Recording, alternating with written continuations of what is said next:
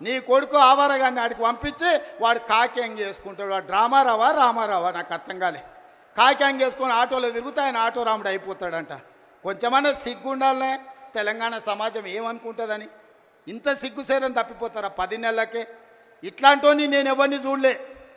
ఇవాళ అందుకే ఈ వేదిక మీద నుంచి మీరిచ్చిన ప్రభుత్వం ప్రజాప్రభుత్వం ఇందిరమ్మ రాజ్యంలో పేదల సంక్షేమం కోసం పనిచేస్తున్నాం.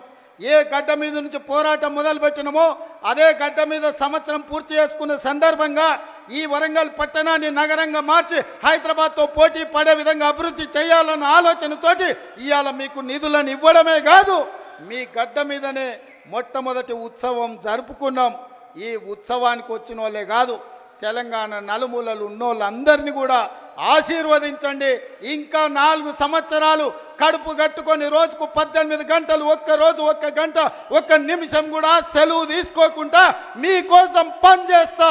ఆఖరి శ్వాస వరకు, చివరి రక్త పొట్టు వరకు ఈ 4 కోట్ల తెలంగాణ బిడ్డల కోసమే నేను అంకితమై కేసీఆర్ అనే మొక్కను మళ్ళీ మొలవని అని తెలంగాణ రాష్ట్రంలో రాసి పెట్టుకోండి. చెప్పిన నాడు ఓడిస్తాని, ఓడించిన పార్లమెంటులో గుండు 0 అని చెప్పిన గుండు 0 తెచ్చిన. ఇవాళ నీ పార్టీని మళ్ళీ మొలకెత్తని ఇయ్యనని ఈ వరంగల్ గడ్డ మీద నుంచే చెప్తున్న కేసీఆర్, కాసుకో, చూద్దాం ఏందో మా కార్యకర్తల పౌరుషమో, నీ తాగుబోతు విధానాలు, కుట్రలు, కుతంత్రాలు తేల్చుకుందాం. నువ్వు అనుకుంటున్నావేమో మౌనంగా ఫామ్ హౌస్లో వండుకుంటే నీ సంగతి నాకు తెలియదని. నీ ముందు తెలుసు, నీ వెనక తెలుసు, నీ ఉపాయం తెలుసు, నీ ఉబలాటం తెలుసు. అన్నిటికీ కుక్క కాటుకు చెప్పు దెబ్బ అనే మందు నా దగ్గర సిద్ధంగా ఉంది. తప్పకుండా నీకు పెడతా. రా అసెంబ్లీకి. మళ్ళొక్కసారి చెప్తున్నా, రాబోయే స్వామి అసెంబ్లీకి రా. చూస్తుందా ఎవడో ఇస్తే రాలే కుర్చీలకు.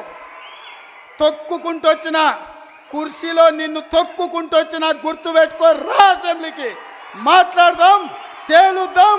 సిద్ధంగా ఉన్న తారీఖు పెట్టు, సమయం పెట్టు, వచ్చి చెప్తా బిడ్డ నీ సంగతి. ఏం కోల్పోయారో తెలిసిపోయింది. మనం ఏం హైదరాబాద్ పరిశ్రమ అవసరం లేదు.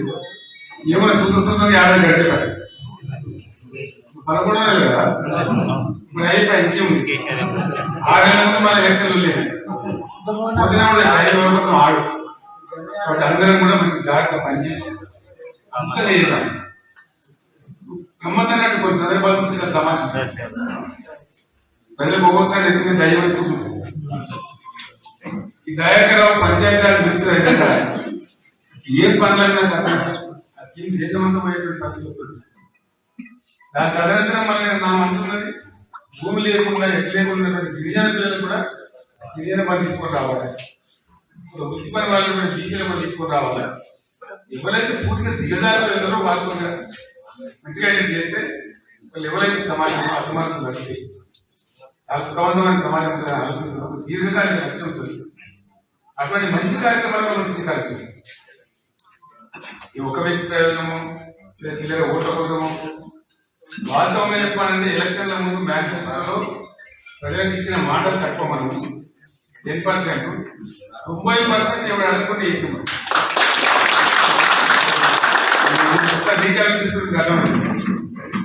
జనం చెప్తున్నారు అన్ని జిల్లాలు, ప్రతి జిల్లా నుంచి ప్రతి మాటల గురించి 100% మన గవర్నమెంట్ అవుతుంది.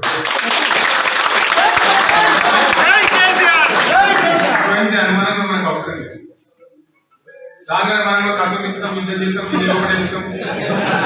అది ఉండదు. మనం ఈ లెక్క పని మనం చేయాలి. ప్రజలకు మంచి పని, ప్రజలకు కాపాడాలి ప్రభుత్వం అంటే లోపల రోడ్డు పని అని ఇప్పుడు లేదా మన పార్టీ మనం తక్కువ మంది తిరిగి మనం తిరిగి పాటు భూమి సరిపోవాలి. అది లెక్క కాదు కదా. ఏం పని లెక్క ఎక్కడ వాళ్ళు ఏం చేస్తారు, నిర్మాణం చేయాలి, నిలబెట్టాలి, సమాజాన్ని ఉత్తరేయాలి, ముందు తీసుకుపోవాలి, 10 మందిని పైకి తేవాలి, 10 మందికి లాభం చేయాలి. కానీ ఈ కూర కొడతారు,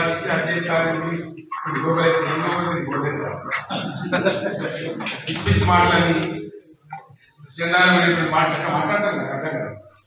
పద్ధతే గవర్నమెంట్ మాట్లాడే మాటలు మీరందరూ వింటున్నారు కదా, అదే లెక్క నాకు అర్థం కాదు. దానికి గవర్నమెంట్ కావాలి కాబట్టి చిత్రాంతం చిత్తాలపలేదా మనకు రావాలి. ఇవాళ మొదలుపెట్టి రేపు ఇవ్వాలి కాదు కదా. గొప్ప బాధ్యత ప్రజలకు ఇచ్చినప్పుడు ఆ బరువు ఎట్లా తీసుకోవాలి.